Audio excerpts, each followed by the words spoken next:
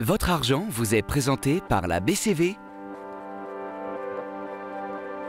et Helvetia, votre assureur suisse.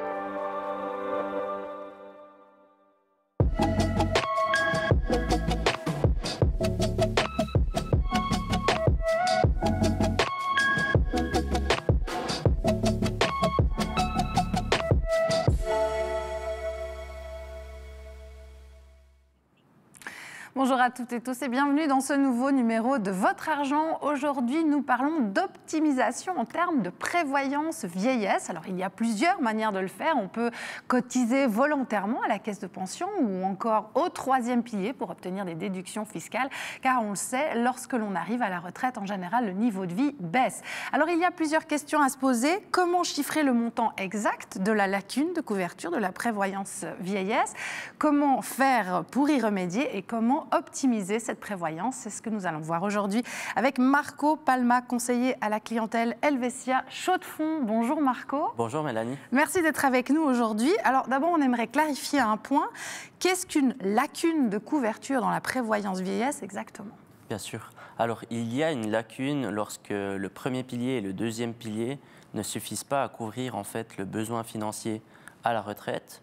Pour éviter cela, on peut établir en fait un budget au préalable et définir vraiment ses besoins financiers.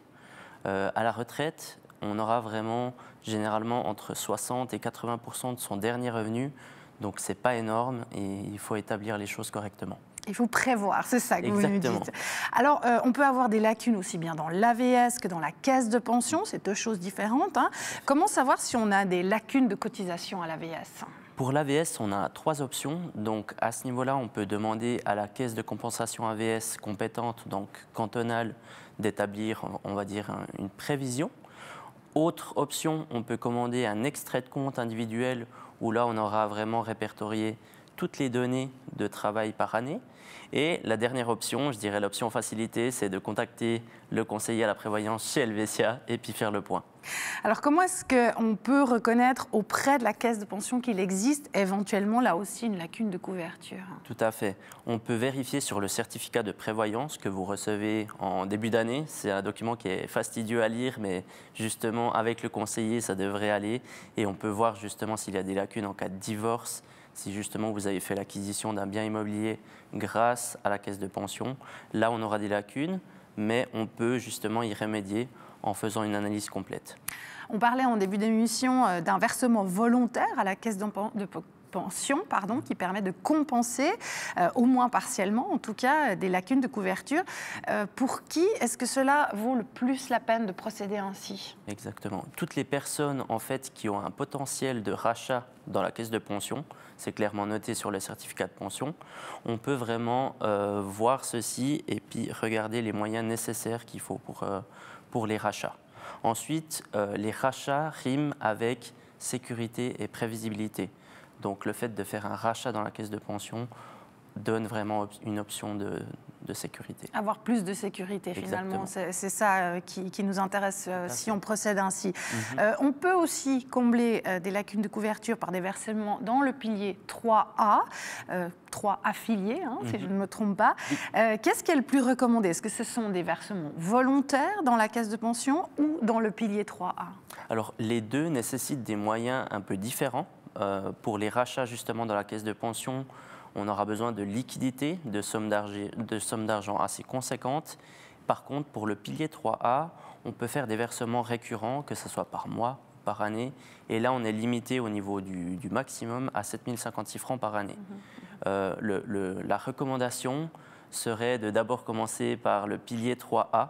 Et ensuite, lorsqu'on va planifier vraiment la retraite, à la fin de notre carrière, on peut effectuer des rachats justement dans cette caisse de pension. Donc là, encore une fois, il faut vraiment analyser la situation de chacun au cas par cas. Donc deux variantes qui offrent toutes les deux des avantages fiscaux. À quelle hauteur et comment est-ce qu'on peut optimiser sa prévoyance? Tout à fait. Dans le pilier 3A, on a une économie fiscale. Tout le montant qu'on va verser, que ce soit en 3A ou dans les rachats, va être justement déductible aux impôts.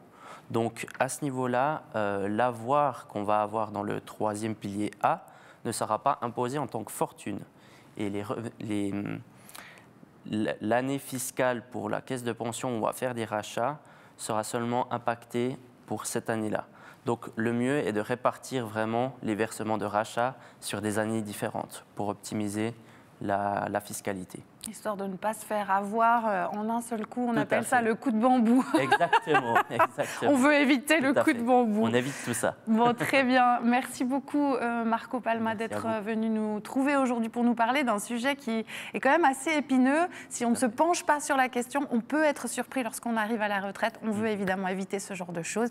Merci beaucoup à vous de nous avoir suivis aujourd'hui et on vous donne très bientôt rendez-vous pour un nouveau numéro de Votre Argent. Au revoir.